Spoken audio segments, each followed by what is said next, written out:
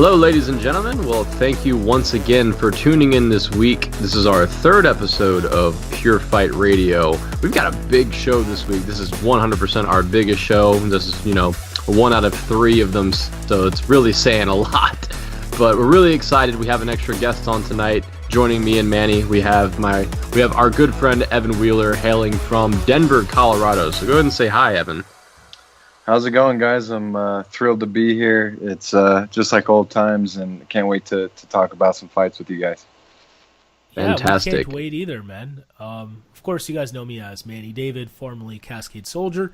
You can find me as Cascade Sense on YouTube right now, where I talk about fragrances, believe it or not. But, of course, we have this little show called Pure Fight Radio with my good friend BC MVP11 Brent Cristelli and HBomb3712 this week. Evan, hopefully you can join us for more of these. It should be a lot of fun.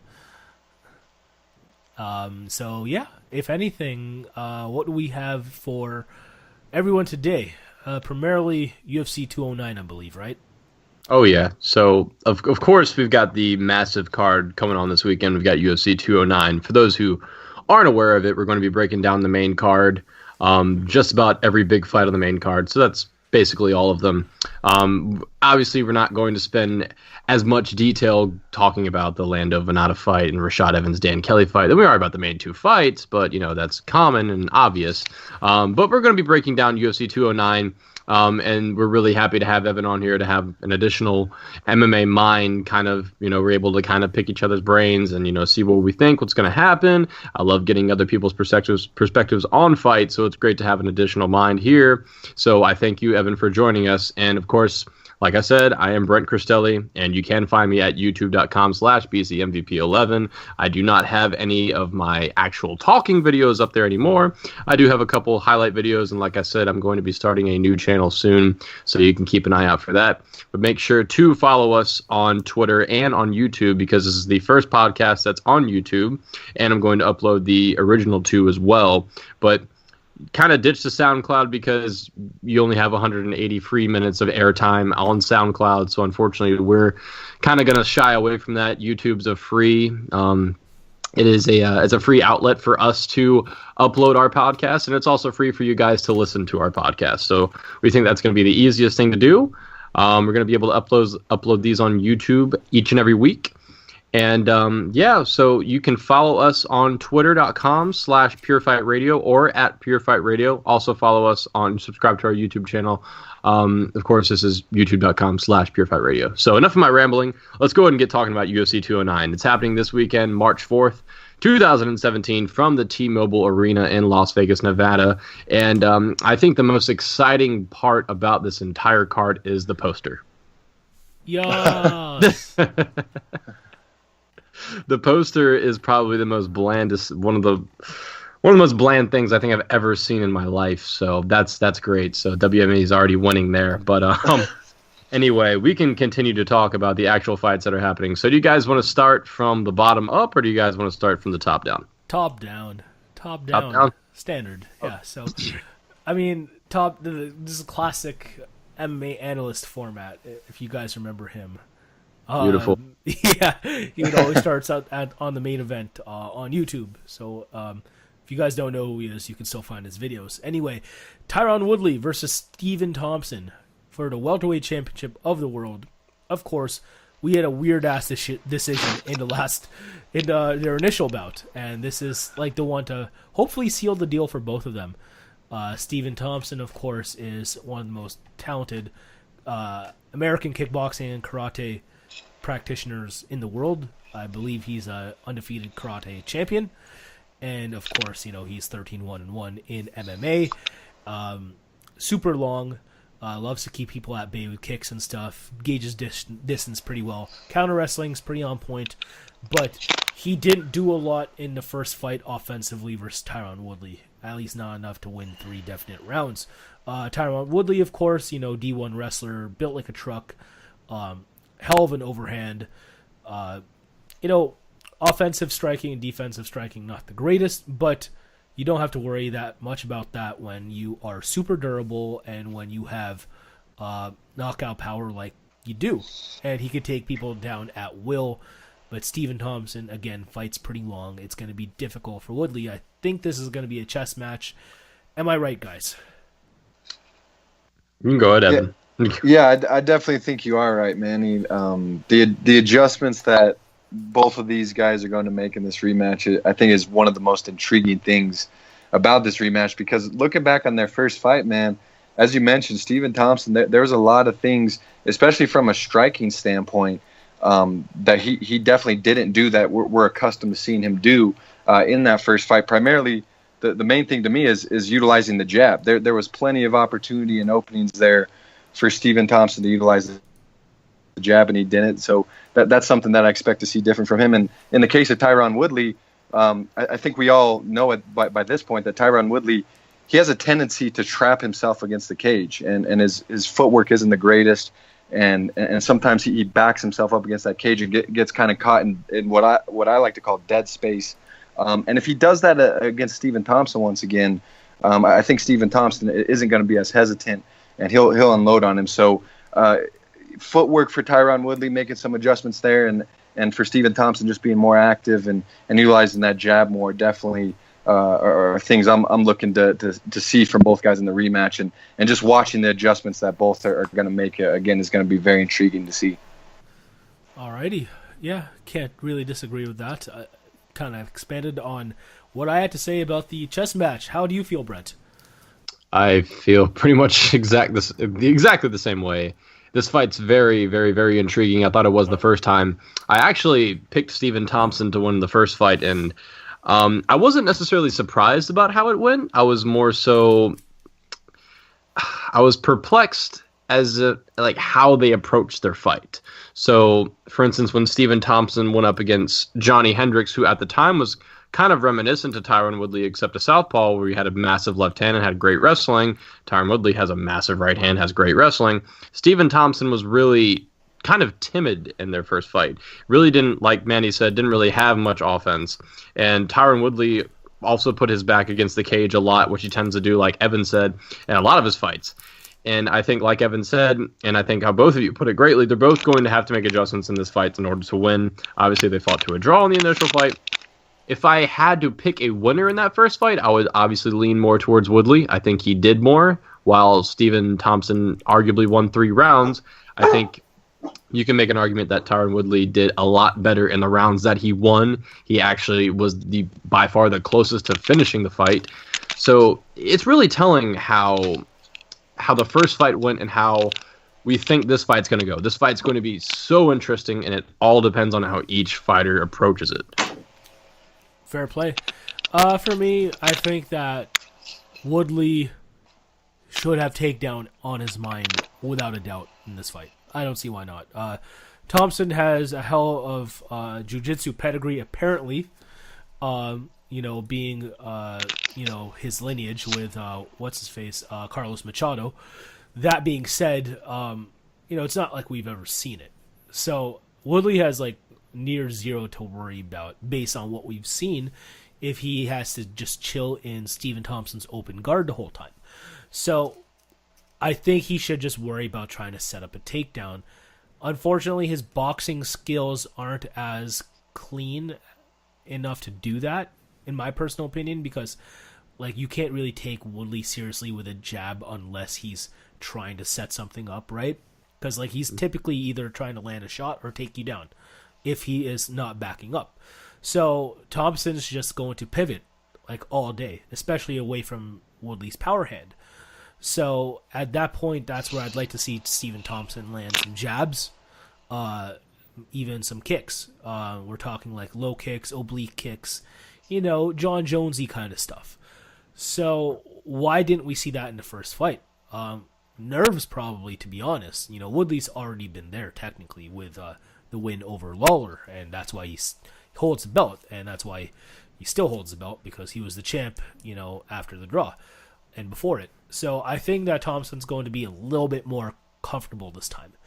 I am picking him to win.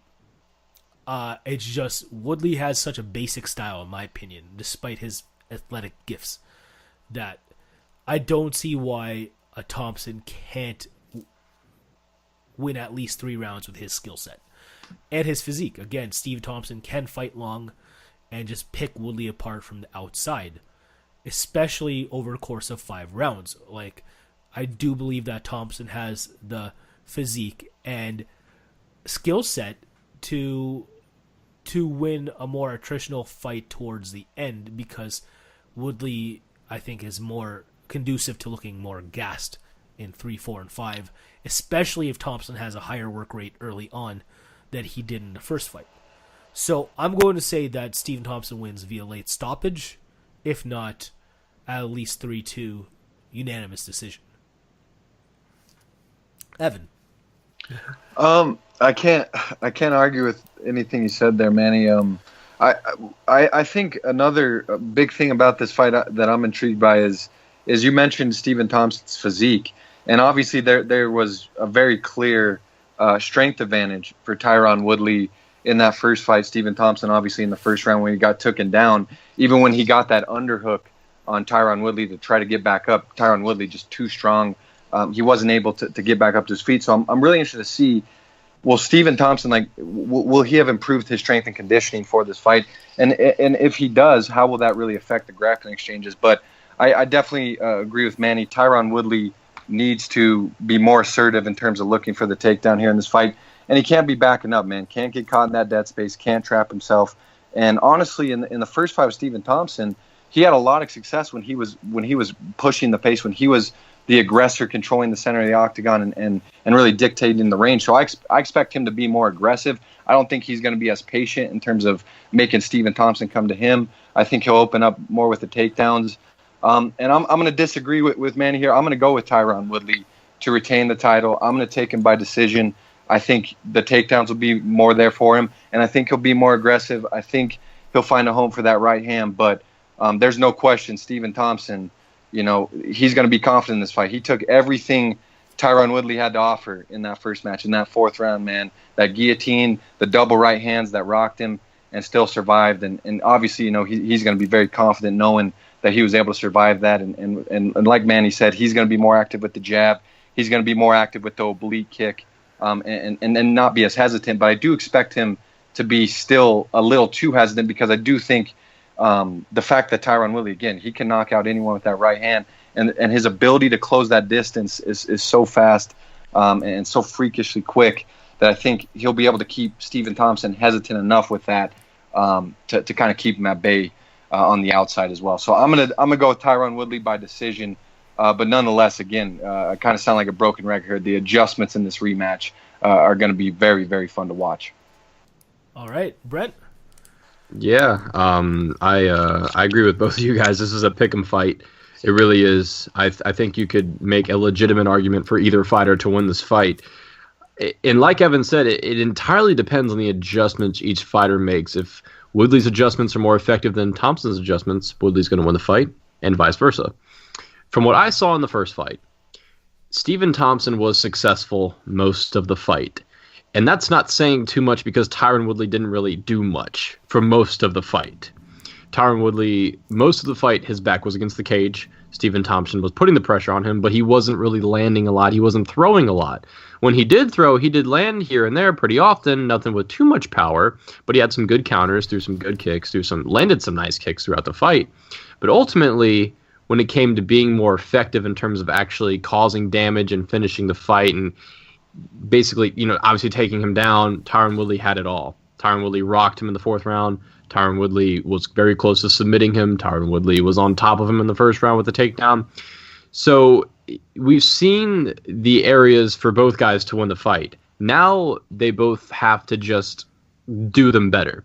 So Stephen Thompson needs to throw more if Woodley's up against the cage. He needs to throw more combinations. He needs to keep Woodley pressed back up against the cage. He needs to continue to do that. He needs to keep the distance. He needs to stuff takedowns. And Stephen Thompson's extremely good at keeping his distance. He's very good at gauging that. And that's something that Tyron Woodley has struggled with. So that's something big that Stephen Thompson can definitely use. Now, to break old habits, I don't know if Tyron Woodley can break the habit of being up against the cage. It doesn't seem like he's been able to do it for the longest time, and even in the biggest stage of his career, up against Stephen Thompson in his last bout, he had trouble doing it. And even for the small amount of time that the Robbie Lawler fight happened, he had his back up against the cage, did against Rory McDonald. He will continue to do that. But that right hand is something out of a freaking movie. I can't even believe how quick and powerful his right hand is.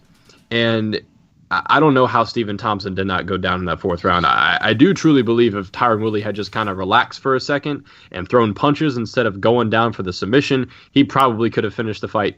He didn't, and alas, we have the draw and we have the rematch. I'm not complaining. But I think if Tyron Woodley uses his strategy more effectively, then he's going to win this fight. I think, and the blueprint was right out there. Like Evan said, when he pushed the pace, he was doing really well in the fight. If he pushes the pace and gets up in Thompson's face throughout the fight, doesn't allow Thompson to create distance, gets inside, lands punches, threatens with the right hands, gets takedowns, and like you said, have to be takedown focused, Tyron Woodley's going to grind Stephen Thompson to the point where Stephen Thompson's not going to be able to take anymore. And I actually think Tyron Woodley lands a big right hand in the 2nd round and finishes the fight. Whoa. Yeah, I went there. I think, like I said, I'm not going to disagree with anyone's pick for this fight because okay. I think literally anything can happen. I do think Stephen Thompson is more than capable of winning this fight. And if he wins, I'm not going to be surprised by any means necessary. I just think, Woodley, that fight lasted a whole 5 rounds and Woodley landed the right hand. And I think Woodley learned from the first fight what he needs to do to finish Thompson. Thompson learned what he needs to do to survive the fight, but I feel like Tyron Woodley was really close to finishing the fight the first time, and he knows what he needs to do to finish the fight this time, and I think he's going to get it done. Okay, fair play. For me, it's just like everyone knows that if you get caught by Woodley's right hand, it's over. But with Thompson, I think he'll know how to avoid it better. I think you do that with basically threatening with the jab.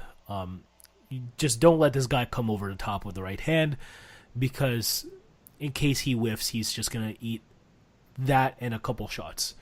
So I'm just thinking that Stephen Thompson just, turns it into, a point karate match, just jab in the face, cut the cage off, don't get overhanded, don't get taken down, just use good movement, in and out of the pocket, pivot well.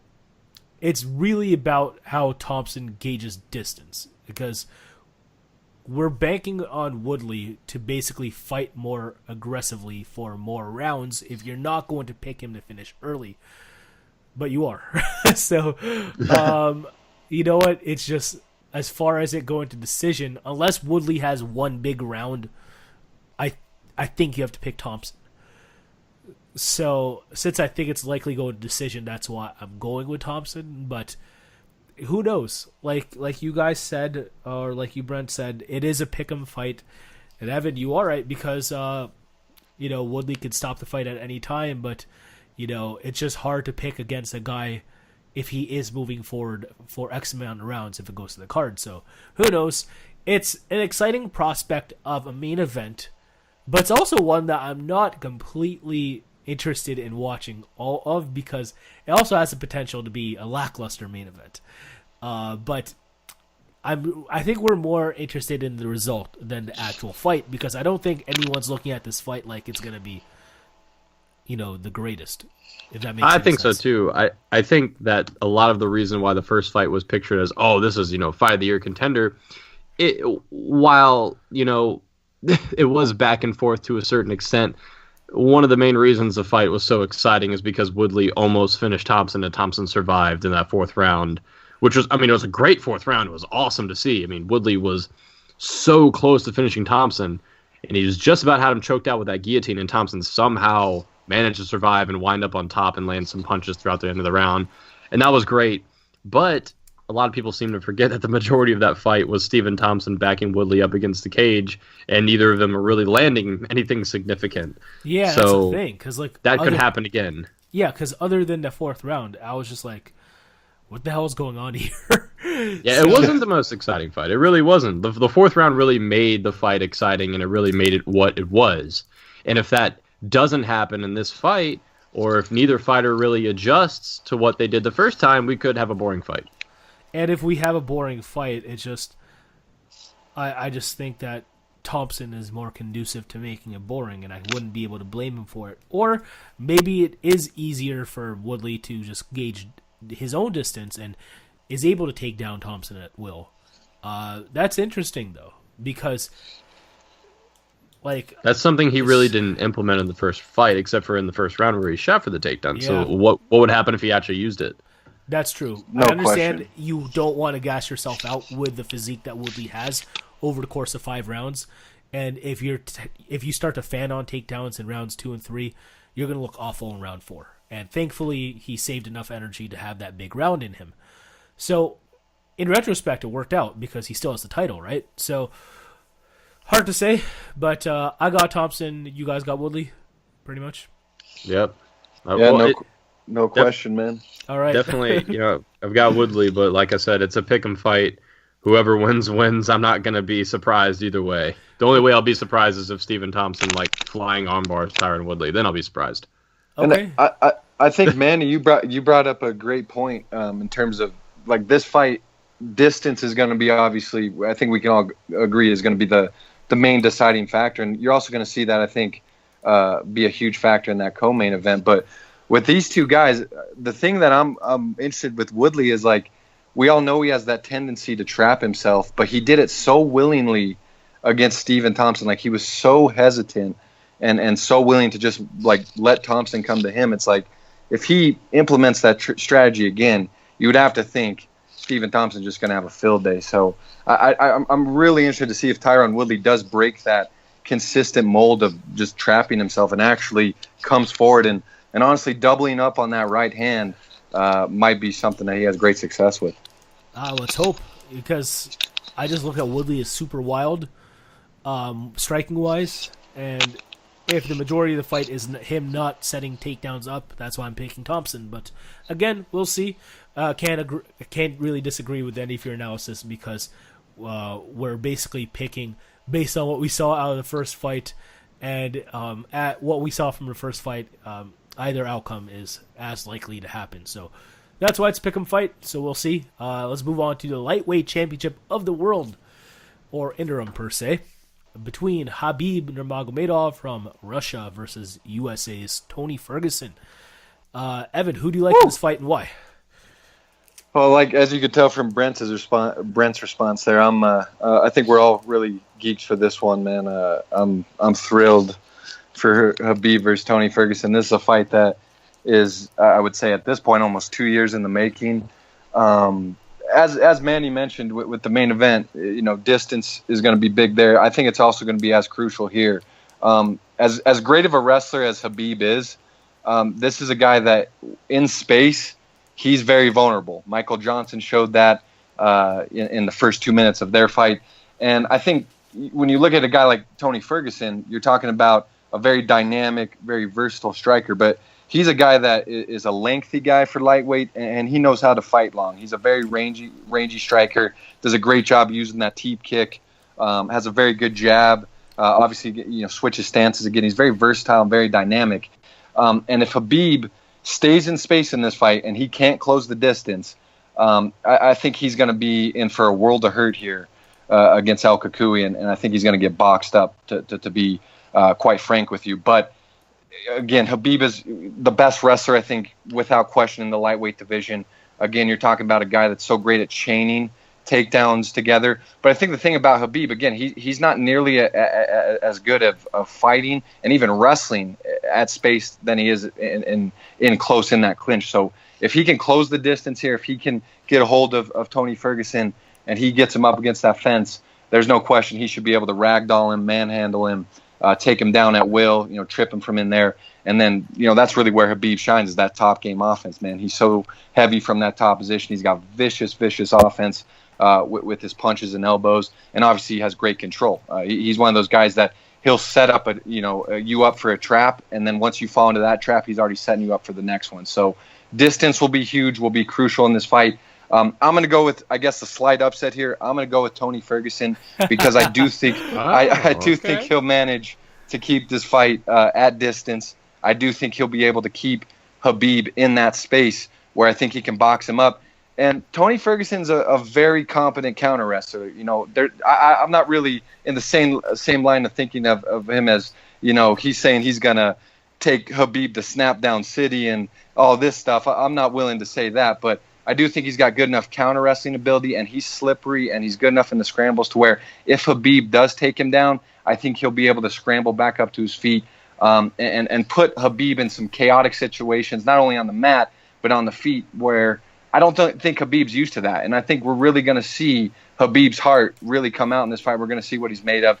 But nonetheless, I'm geeked for this fight. Huge fan of both these guys. But I'm going to go with the boogeyman, El Kukui, to take a hard-fought decision here in what should decide the true UFC lightweight champion. Jesus Christ. No, fair play. Personally, all right. I don't like this fight for Ferguson. I think that if Khabib can get within distance against a Michael Johnson, despite Ferguson being a little bit craftier as far as his movement, switching stances, and just about everything on the feet, I think Ferguson's pretty solid. Has solid head movement, combination striker as well. His kicks are developing, but as far as being a boxer, he's fairly sharp. Like I remember when he was boxing up Eve Edwards, when I first saw him really improve his striking, which I think is really cool. Then he got a decision versus Michael Johnson, but he hasn't looked back since. And that's what I respect about this Tony Ferguson guy. I think that on the mat, he's no slouch either. Really talented offensive grappler. Even if he gets taken down, who's to say that he can't get back up? He's just a very crafty dude, and if he's like in a position to get taken down, I'm sure he has a whizzer. Especially with his collegiate wrestling background as well. Let's not forget Tony Ferguson's a D2 wrestler, right? So I think that it's not going to be as easy for Khabib to take him down, but I can't see Ferguson doing much striking-wise while defending these takedown attempts. Khabib's going to have to set things up properly. And that's what I dislike about Khabib's game, if anything. Yes, he has X amount of ways to take you down, whether it's from the clinch, whether it's a hip toss, or whether it's a double or single or an ankle pick of some sort. But you need to get to where you can get a hold of someone's limb in the first place. And I don't think Ferguson's actually the best at gauging distance, but I think he can hurt Khabib up until that actually happens. I'm going to say Khabib wins 29-28 on all cards, if not gets a submission. But Ferguson, I think, still can win the fight. Because, who's to say that he can't steal at least one round and make it close another? And if Johnson's able to put hands on him, why can't Ferguson, right? So I'm going to go with Khabib still. I'd say he wins by decision and is becoming the new lightweight champion of the world.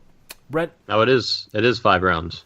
Oh, yeah. Sorry, 5 rounds, yes. Yeah, because I keep forgetting that despite it being a title fight, it was just the, what's it called? Because it's a co-main event, right. That's why I forgot that it's a 5-rounder. But yeah, that's another thing. I don't think 5 rounds is going to affect either guy, really, because Khabib's been the distance in X amount of fights in his career. So there's, it's either that or... because he's gone 3 or 2 rounds in his last 5 or 6 fights, so I don't think 5 is going to be too crazy. And I haven't really seen him gas, and of course Ferguson just won 5 rounds in his last fight, so I don't think gas tank's an issue for either guy. But again, Khabib's a little bit more attritional, so that's my pick. Hey, I can respect that. I can respect both of the picks. Honestly, I think this is. I really do think this is going to be one of those fights where we really. Find out who Khabib Nurmagomedov is. Yep. And the only reason I say that is because it is 5 rounds, and it is because it's against Tony Ferguson. I think if we were ever really going to find out, like Evan was saying, what we're going to find out what Khabib is made of, it's against Tony Ferguson. Just because of the way Tony Ferguson fights, the pace he puts on, the high work rate. Right, exactly. The high work rate, not just on the feet, but on the ground. He never stops working no matter what. And I don't think Tony Ferguson's going to get discouraged, because I think that's what Khabib does to a lot of his opponents. He discourages them. And I think Tony Ferguson's going to be one of the last guys that Nurmagomedov is going to be able to discourage. And this is a really tough fight to call, because you have one hand where Tony Ferguson has a 6-inch reach advantage. And depending on how he uses that reach advantage could really benefit him, of course. And like Evan was saying, I think Nurmagomedov's striking on the feet from a distance is probably the weakest part of his game. We saw Michael Johnson really exploit that within the first 2 minutes of their fight. That didn't last long, however. And that's one of the things. That's one of the things where I think Khabib is so good at, when he gets a guy down one time, they're discouraged. And while I'm not sure if that's going to happen to Tony Ferguson because of the way he fights, that's a huge factor in this fight. I think that if Khabib gets Ferguson down early and is able to control him like he's done to just about every single other one of his opponents, Ferguson's going to be he's going to be a little discouraged in terms of how to approach the fight from there on out, considering there's another 4 rounds. If Khabib isn't able to get Ferguson down and Ferguson is able to kind of pepper him on the feet, Ferguson obviously has the advantage on the feet. Khabib might have a power advantage. I do think that could be something. But in terms of actual technical striking, Ferguson definitely has the advantage. He definitely has the reach advantage. He has the advantage when it comes to anything on the feet aside from actual clinch work. Nurmagomedov can take people down via a double leg or through the clinch with a throw or a trip. It doesn't really matter. One way or another, Nurmagomedov is going to find a way to get Ferguson down. And I think that's going to be the story of this fight. Like Manny said, I don't think cardio is going to be a factor in this fight for either guy. Ferguson's gone 5 rounds, no problem. Nurmagomedov, while he's never gone 5 rounds, the dude used to wrestle bears, and I think he still does. And he goes he goes 3 or 2 rounds every fight. Exactly. He goes 2 or 3 rounds every single fight, doesn't gas at all, doesn't even show any sign of gassing. It's almost like he's the Cain Velasquez of the lightweight division to a certain extent, except better technical grappling. I mean, he's the Cain Velasquez minus the fight in his actual Mexico. Exactly. Cain actually gassed, and Homeboy and Fabricio Verdum said, "I'm more Mexican than you," because Fabricio was training in Mexico getting ready for that altitude. And I appreciate that about Fabricio for doing that. That was really cool. Indeed. But aside from that fight. Yeah. So anyway. You got Khabib then, or? Yeah, I think I'm going to go ahead and take Khabib. I think he's going to be able to close distance early. He has to. I think he knows that, especially after the Michael Johnson fight where he did kind of struggle initially. I think the thing is, I don't think Tony Ferguson's fighting style really aids him too much, because he doesn't really use his reach advantage to a certain extent. He's not, because he does like to push the pace and constantly go forward and nonstop. The reach advantage doesn't necessarily work for him unless he actually decides to utilize it this fight. Could be a different story. He's not jab dependent, yeah. Right, exactly. Yeah, he's not jab. I think that's good, though, because he's looking to score constantly, effectively. Yes, jab's effective striking, but Ferguson's a combination puncher, and he's looking to basically exploit you wherever you're most conducive to be exploited. I think that Khabib, his striking is almost non-existent, to be honest. But he's the scariest one-trick pony in years because of the fact that he's undefeated with almost how many career fights. So his striking's effective for him to a certain extent. It's only effective because of how scared you are of his grappling. Exactly. Yeah. So if anything, I'm looking at Khabib, and are you judging this based on all he needs is one takedown and that's it? I can see that, because that's pretty much how he was with Michael Johnson, right? But I feel like Ferguson's a little bit craftier. Every time I watch Johnson fight, it's like if he's on his back or if he's on the mat, it's probably because he doesn't want to be there. I've seen some offensive grappling skills out of someone like Tony Ferguson, and I would assume that he does have some hip escapes. I'm going to assume he isn't a fish out of water on the mat, so I think that he's going to do everything in his power more so than, a Johnson type, to get back up to his feet. And like, I can't really take Michael Johnson seriously lately based on, Black is in turmoil and everything, right? So, yeah, it's weird though, because like in retrospect, looking at it now, I'm not as sold on, Khabib basically just needing one takedown and this is free and that's it. I actually feel stronger about him wrapping up McGregor on the mat than he does Ferguson, actually. Mm-hmm. I do too. And I think it is because...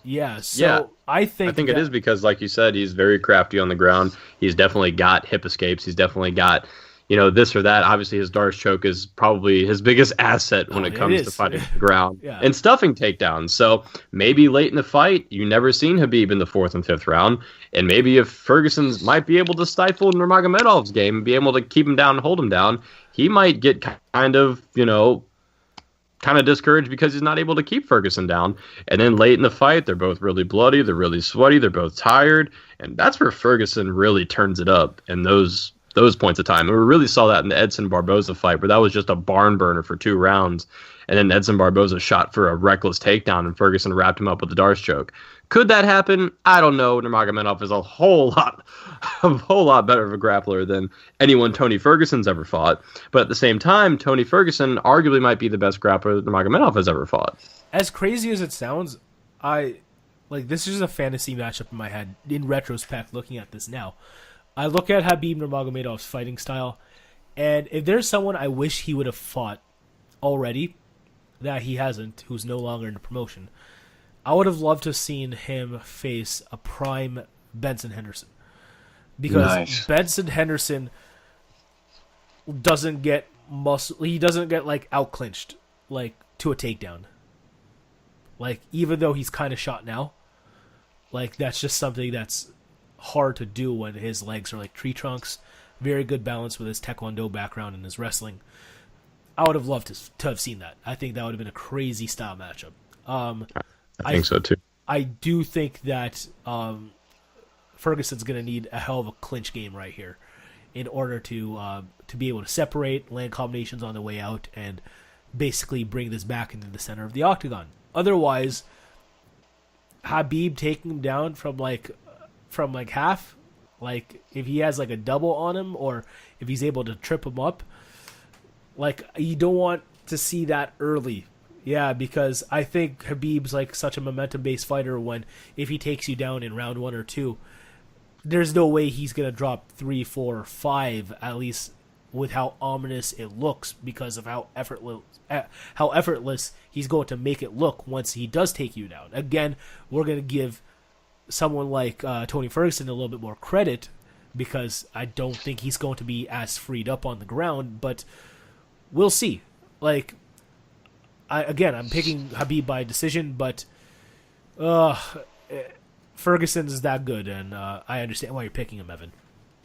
Yeah, and how good has the back and forth been between these two guys? I mean, the lead up to it. I mean, it's great. Yeah, I mean, it's been so phenomenal. Like I said, there's been 2 years of hype, and like you said, it's really, like underground hype almost. It's like exactly. It's not many of the mainstream MMA fans or Conor McGregor fans have paid any attention to this. sorry, had to do it. Anyway, well, I think this is I do think this is a great lead up to a Conor McGregor matchup, because obviously a lot of people seem to be intrigued by this fight. The main reason is because of Khabib, especially his performance against Michael Johnson and the way he called out McGregor after the fight. I think it has more eyes on Khabib now than ever before, of course. And, if Khabib comes out and dominates Tony Ferguson, you can't tell me that Khabib and, McGregor isn't going to sell tons of pay-per-views. Vice versa. Even if the fight's close and the fight's a barn burner and whichever fighter comes on top, you can't tell me the winner of this fight is not going to be a marketable matchup against Conor McGregor. While I get that, I still don't think it's in the UFC's or Conor McGregor's best interest to make that fight happen. So I still can't see it happening unless there are no feasible fights at 170. Because let's be real, 155, if he goes back down to 155 and Khabib wins, there is only one feasible fight for him that would make sense to the point where nothing else makes sense, and that's Khabib. But if he stays at 170 doing super fights to a certain extent, that's where Conor has a little bit more freedom to collect X amount of checks and stuff, because Khabib does feel like he's being ducked. But no one besides no one besides Conor McGregor fans can really hate too much if he's going to go after money fights at 170. Like, I don't think we can hate too much, because like there is a lot to lose versus an undefeated Russian who English is his second language, who isn't that marketable. I get that. I understand that as far as a combat sports fan, why the Nurmagomedov fight is difficult.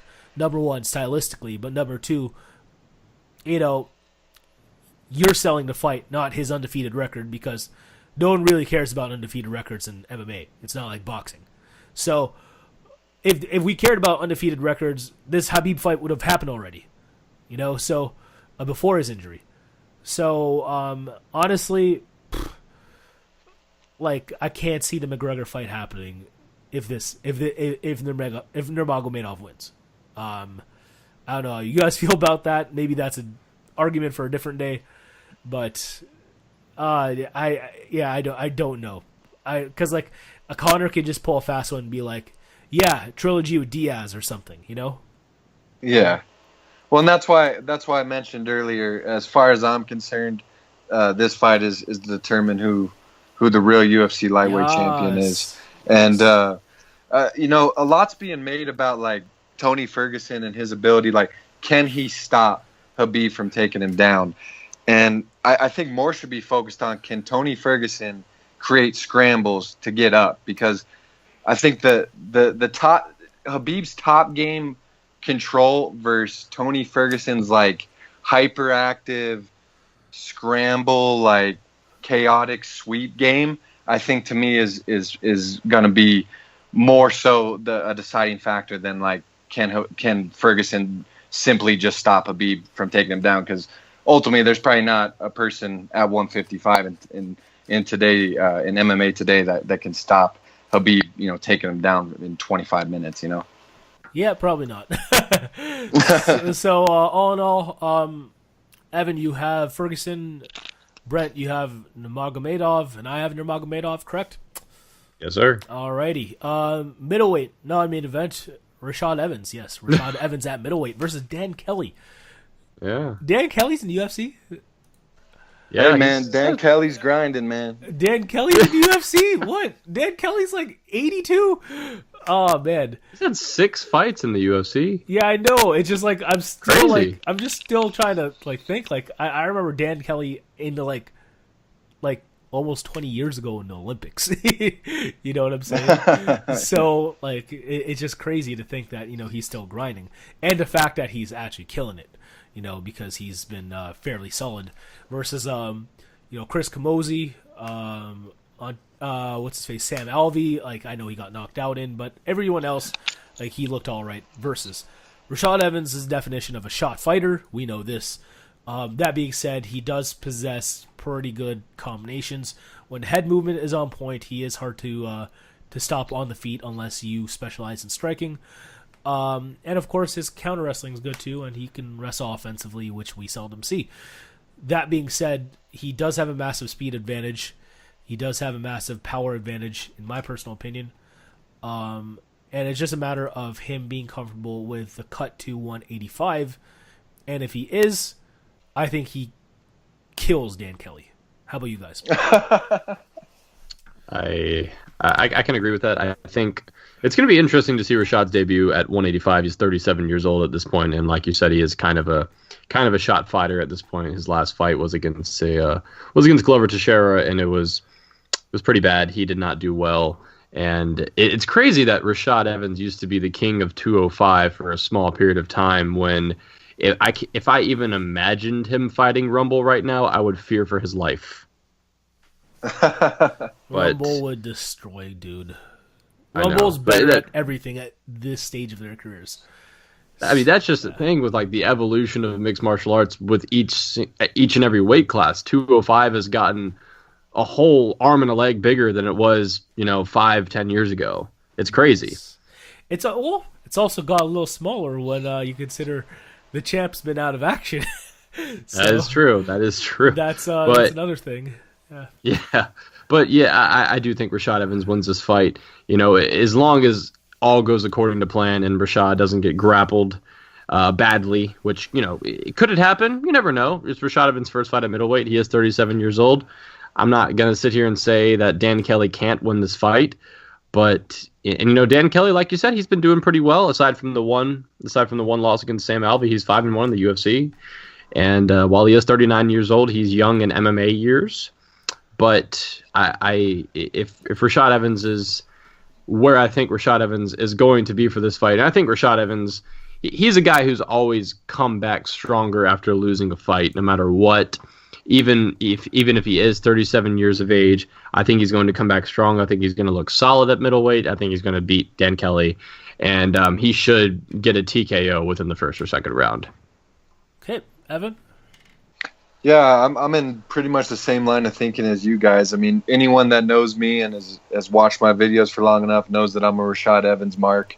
He's one of my favorite fighters, and I think this is a perfect debut opponent for him and Dan Kelly, going down to a new division at 185 in the middleweight division, and it's a great showcase fight for him. Dan Kelly has looked really good lately. He's won 3 fights in a row. He beat Chris Camozzi, he beat Antonio Carlos Jr. He is a grinder, man. He's scrappy. He's tough.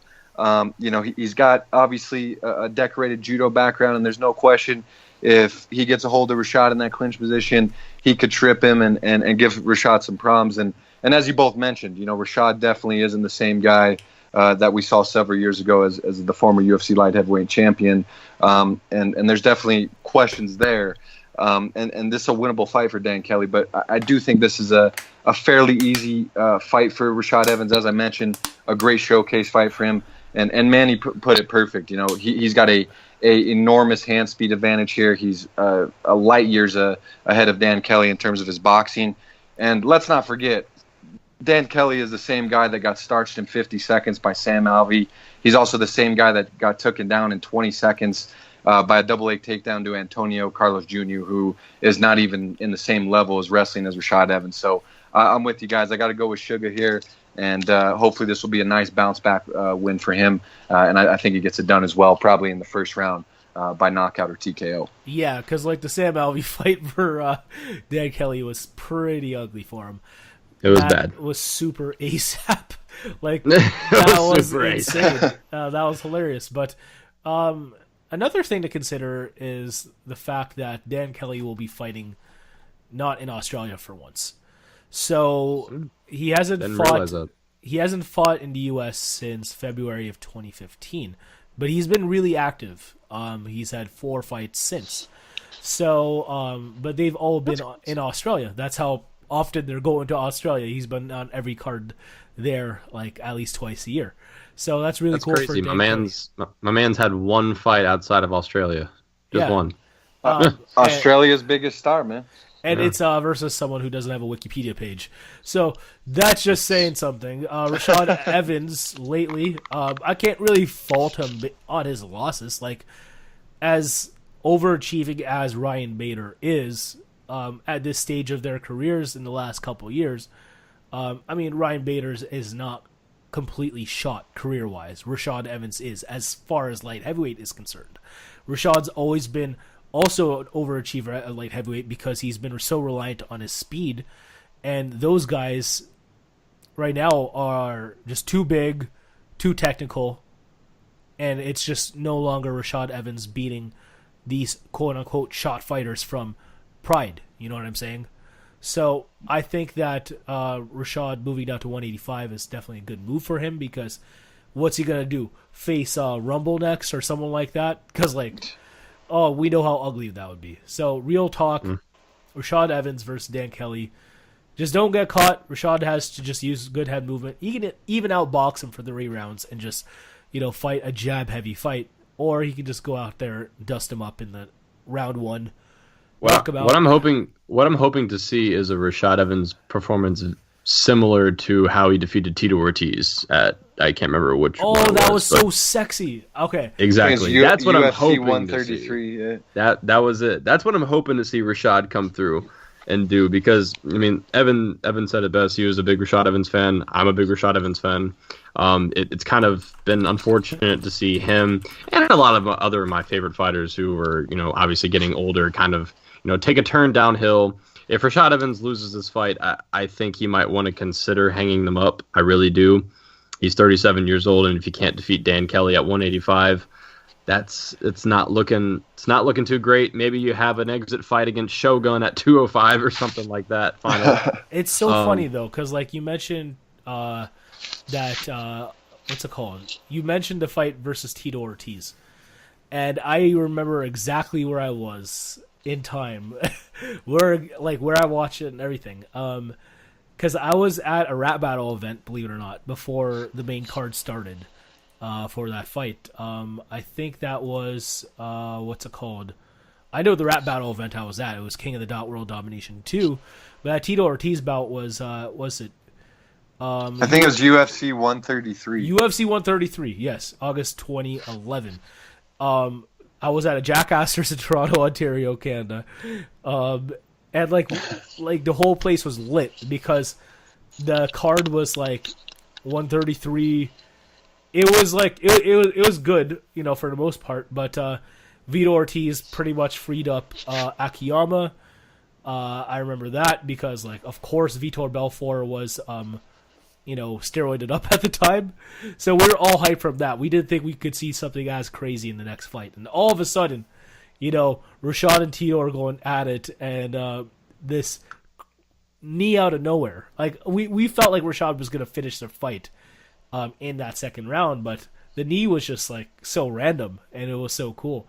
But we haven't seen Rashad look that dynamic lately, is the thing. But if Brent's calling for that kind of finish, Sam Alvey's the guy to do it against, because it's not like I'm not Sam Alvey, Dan Kelly, because Dan Kelly's not too mobile. He's old. Like, come on, 39's old, and he's just not a threat standing up. So why not? So Rashad Evans by knockout, everyone. First round. First round TKO. I just want to see Rashad win this fight because honestly, I really want to see Rashad Evans versus Johnny Hendricks and see that comeback fight for 2017, man. It'd be a good story. Oh, man. I think we'd be all jacked for that. That'd be sweet. In middleweight, that'd be former 205 champion versus the former 170 champion. What is this world coming to? I love how people are just moving up and down. It's a fun time for MMA. Just because it's crazy because you've got, like you're saying, people moving up and down. I mean, a guy like Anthony Johnson was fighting just maybe 5 years ago at 170 pounds. Getting freed up by Josh Koscheck. Yeah, right. Now he's a giant 205er murking dudes, and it's crazy. Like, that's insane. I never predicted that would ever happen back in the day. Yeah, because like of how whack we thought he was at 170. And then we realized, like, wait, this guy is actually a compact puncher. He actually has a good sprawl and brawl, and that's why he's doing his thing. Anthony Johnson, more respect to him. I hope he catches a body versus Daniel Cormier when it happens, but who knows? We'll see. But he kind of took the Overeem route, right?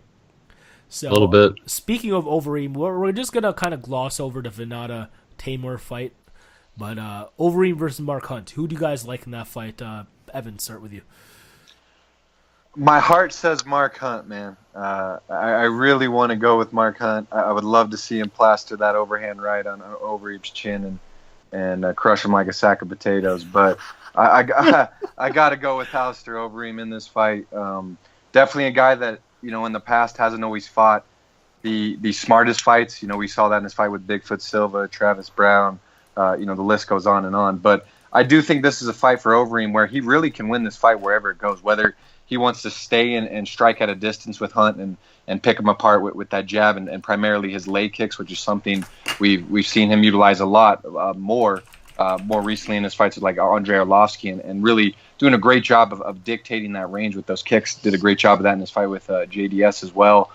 So whether Overeem wants to do that and pick apart Hunt at range, again utilizing the kicks, or if he wants to, pin Hunt up against that cage in that clinch position and destroy him with knees and then trip him to the mat. And if Overeem gets on top of him with Overeem's offense on top in this submission game, there's no question he's a superior grappler.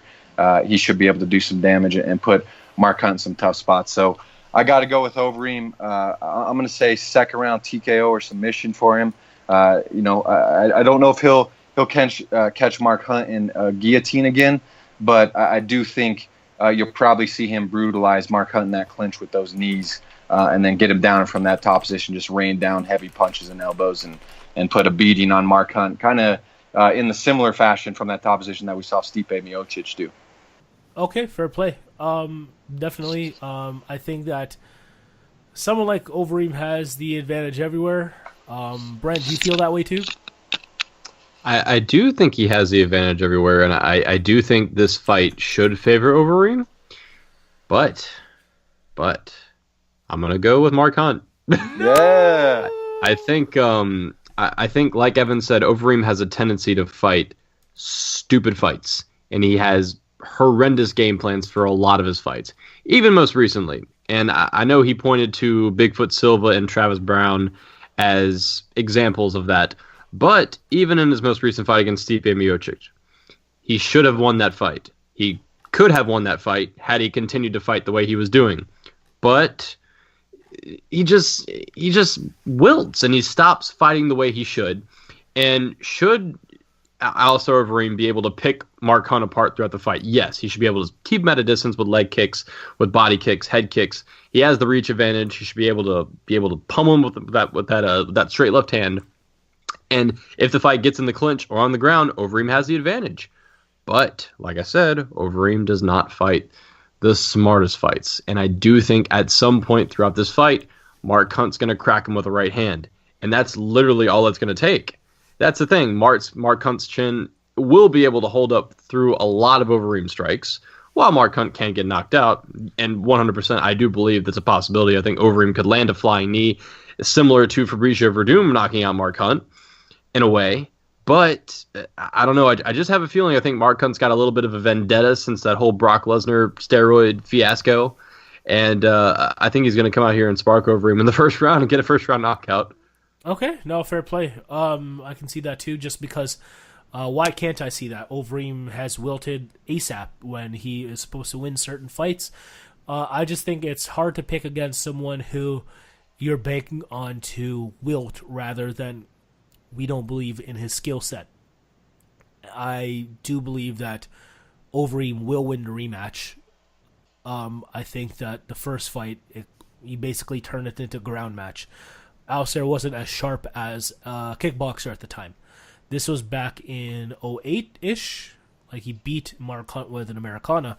And I can definitely see him freeing Mark Hunt up on the ground. I don't know why Alistair Overeem is so reliant on his stand-up, because besides Fabricio Verdum and, a handful of other grapplers in the heavyweight division, at least when it comes to the top guys, like guys in the top 3 or 4, Alistair Overeem has nothing to worry about if he wants to pursue a takedown versus some of these dudes. Like, Alistair Overeem's a super talented grappler, former EDCC competitor, has submitted most of his opponents with, his guillotine. Like, I think that's his, the most wins he has by is that method specifically. Yeah. So to why he can't do that with Mark Hunt, well, he definitely can. It's just, of course, every fight starts standing. Of course, Alistair is probably going to try to out-kickbox him, but if the prospect is there to take Mark Hunt down, do it. It's not like Mark Hunt has much of a whizzer anyway. So if I'm picking anyone here, if I'm a betting man, it has to be Alistair Overeem. How does Mark Hunt win this fight? Obviously, catch Alistair when, he is being a little too complacent with his striking. Alistair has awful head movement. His striking style in K1 was very, reminiscent of a swarmer in boxing, where you just kind of walked forward and looking to absorb punishment. And you really can't absorb punishment in MMA, can you? Especially in the heavyweight division with how light those gloves are, correct? So why would Alistair Overeem try that strategy versus Mark Hunt? I don't think it's going to happen. I think for the most part, it's going to be the first man to the punch. It's going to be really tentative up until the first strikes are thrown, and whoever connects first wins. I'm going to bank on Alistair Overeem to finish via a TKO or submission in the first round. If Mark Hunt wins, I'm not surprised, but I just think Alistair at this stage of the game will be a little quicker potentially, and I think he has more tools on the feet too. Maybe an Uber knee. I would kill to see something like that, but it's not K1. I would love to also. It's not K1 steroided up Alistair anymore. So I think Mark Hunt can also appreciate that too. But I'm psyched for the rematch, boys. I'm just, again, we're marks for these type of fights, but I don't think any of us will be pissed off at the outcome, right? Correct. No, not at all. Not at all. Like I said, I hope Mark Hunt just comes across that cage, bell rings, screaming with a right hand, and then boom. Walk off, like the king of the walk off KO, right? Roy Nelson. Am I the only Overeem fan? You know. Like, no, I like Overeem. I'm a fan of Overeem. I don't know. I just have whenever he fights, I have a bad feeling. I really do. Against any guy who's able to close distance and land hard right hands. Like, I'm surprised Overeem didn't get knocked out by Roy Nelson. I really was. Okay, well, no, I get. He fought a great fight, that fight. If he fights the same way against Mark Hunt, he's going to win. I just don't. Like you said, you rely on more on his strategy. I don't, specifically because of his history of fighting and how he's fought and how his stupidity has kind of led him into losing by knockout, and it's happened a lot. And I think all 4 of his last 4 losses have come by knockout, if I'm not correct. And 4 fights he should have won. Exactly. That's the crazy part. He should be undefeated in UFC. Should 100% be. He should have beaten Antonio Silva. Definitely should have beaten Travis Brown the way that fight was going. No reason he should have lost to Ben Rothwell by TKO. And then he was winning the Stipe Miocic fight, and then he just kind of said, you know what? Here you go, Stipe. Win the fight in your hometown. Merry Christmas. It's just like, it's crazy to think, because like, how do you beat Verdum in Strikeforce? And then you come into the UFC, you destroy Brock Lesnar, you send him back to WWE, and then you lose to Antonio Bigfoot Silva the way you did. It's so sad, so embarrassing. Alistair Overeem, to me, will forever be the biggest waste of talent in all of MMA history, without a doubt. He's up there. He is 100% up there. And like you said, if I'm basing fights 100% strictly off of skill set and off of what guys are capable of doing, Overeem wins this fight virtually 10 out of 10 times. But I don't know. I see Mark Hunt going in there, landing a big right hand, and finishing the fight. Alrighty. Walk-off style.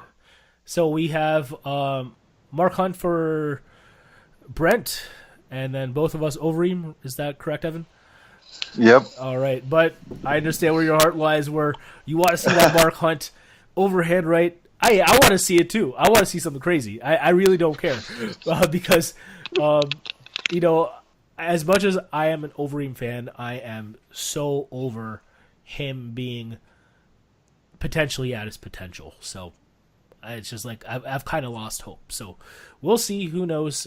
Should be a great way to kick off this main card. We have an okay preliminary card too. We have some good names. Luis Enrique. We have Darren Elkins on the preliminary card. Mirsad Bektic, Yuri Alcantara. But for the most part, we're hyped about that main card. Some decent combat sports happening, of course. We get in the world of boxing. We have Keith Thurman versus Danny Garcia. Evan, I know how you feel about that. You're picking Keith Thurman. Is that correct? Yeah, I'm going to go with Keith Thurman. I know UFC 209 is getting a lot of hype and love, and rightfully so, man. Incredible card, amazing main and co-main event. But this is a hell of a boxing fight, between 2 of the best welterweights in the world. Combined record like 60-0. That's insane. Just a great fight. Yeah, I know, it's insane. It's just a great fight. And but like you said, I'm going with Keith Thurman. Danny Garcia, you're talking about a guy that, good body puncher, hits hard. But I think he's going to have a lot of problems with Keith Thurman's hand speed. He's going to have a lot of problems with Keith Thurman's jab as well. And I think he's just going to kind of get outclassed by a superior technician. And also that left hook, man. I think Keith Thurman's going to find a home for that quite frequently in this fight with Danny Garcia. And ultimately, I think his hand speed and counter punching are probably the difference. And I got him winning a hard-fought decision. Yeah, Keith Thurman, left hook, straight right. I think he also has underrated body shot power himself. I think that Danny Garcia is going to be a little bit reliant on trying to closing that distance, and he's going to get a counter punch on the way in. I think Keith Thurman wins at least 116, 112, but we'll see. Who knows? Anyway, anything else you guys want to talk about? Evan, Brent? I think that's it. Unless Evan, you can go ahead and promote your YouTube channel. I don't think you've done that yet. Oh yeah, you can find my videos at youtube.com/hbomb3712. If you can't tell, a huge Dan Henderson fan. But yeah, I've been doing breakdowns on YouTube for a minute, and just real humbled and thrilled to be a part of this show tonight, guys. And again, just geeked for UFC 209, primarily Khabib versus El Kakui on Saturday night. Well, hey Fantastic. Brother, we're happy to have you. I can't wait to watch this show. So UFC 209 is going to be hype. Keith Thurman versus Danny Garcia is going to be hype. So if you guys want to tune into what we feel about this, please do so next week after all these festivities. You can find us on Pure Fight Radio, on YouTube, Twitter, and on Facebook. So do we have a Facebook? Not yet. We will be making a Facebook. Don't you worry, though. Don't you worry, guys. And definitely follow us on Twitter, though. Once again, like Manny said, at Pure Fight Radio. We're getting a small following right now, but we would really appreciate if you guys who really do tune into our show so far for our third week, give us a follow on Twitter. And of course, I would hope you subscribe to our YouTube channel, because that's where we're going to be making the vast majority of our podcast from this point forward, unless SoundCloud does something different, or unless there's some other type of outlet we can access and use. And real quick, before we exit, how disappointing is it to not have a single Diaz brother on UFC 209? Oh man, it's super disappointing, man. Again, I keep using the word mark in this podcast, but I'm a Diaz brothers mark, man. And what a missed business opportunity by WME. I mean, that's WME for you, right? Oh yeah. Yeah. I think they tried to get at least Nick Diaz on the card against Robbie Lawler or something like that. I don't think they offered him enough money. I get that, but even at lightweight, to have Diaz versus Venata, I would have wanted to see. Just like something. Just like that would be crazy. A super exciting fight, like Diaz, and it's a really winnable fight for Diaz, because Diaz's volume punching should overwhelm Venata eventually. So it's not too dangerous of a fight. But yeah, you're right, to see this card happen without a Diaz brother. Super sad. Super sad. Come on, WME, get together. Messing up already. I mean, I don't know how things are going to go with WME. We can break all of that down on a completely different podcast. I would love to sit down with all of you guys and just talk about the transition from the Fertitta brothers to WME and how we think the sport's going to go from here. That can definitely be saved for another podcast. Transition, it's like a hard transition. Hard transition. But UFC 209 with no Diaz brothers, unfortunately. But that is your UFC 209 breakdown preview video from us. Me, myself, Brent Cristelli, my good friend hailing from Canada, Manny David, and my other great friend who decided to join us tonight. We really do appreciate it, Evan Wheeler, hailing from Denver, Colorado. Thank you guys so much. Thank you guys so much for tuning in tonight. Once again, please do follow us on Twitter at Pure Fight Radio or twitter.com/Pure Fight Radio. And definitely follow us or subscribe to us on YouTube, youtube.com/Pure Fight Radio. And like Manny said, a Facebook page will be up there soon for you to like. And is there anything else you guys would like to add on before we tell the young folks goodbye tonight? Enjoy the rest of your week until we see you next week for the show. Enjoy the events, and yeah, just have a good one.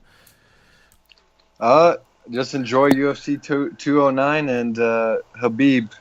Enjoy Snapdown City on Saturday. Should be fun. Oh, throwing shots. No, anyway. I love Khabib. I love Khabib. He's a savage as well, man. But like I said, it's great to see the actual two best lightweights in the world fighting instead of sitting on the sidelines and trying to fight a boxer. It's really dope to see fighters actually wanting to fight. Yes, I love to hear it. I just dabbed, by the way. So that's how I I'll felt. dab with you. That's what's up. Okay, maybe we'll see Conor McGregor come back. Maybe we'll see what happens. Anyway, we're not here to talk about that. We're here to say goodbye. Thank you guys so much for tuning in tonight. Please do watch UFC 209 and be in tune for next week when we break down what happened at UFC 209, and if there's anything else we can talk about, we will be sure to talk about that. But thank you so much. I am Brent Cristelli, and Manny David. thank you. There you go. And Evan Wheeler. Bam, bam, and we're out of here. Thank you guys so much. Have a great night.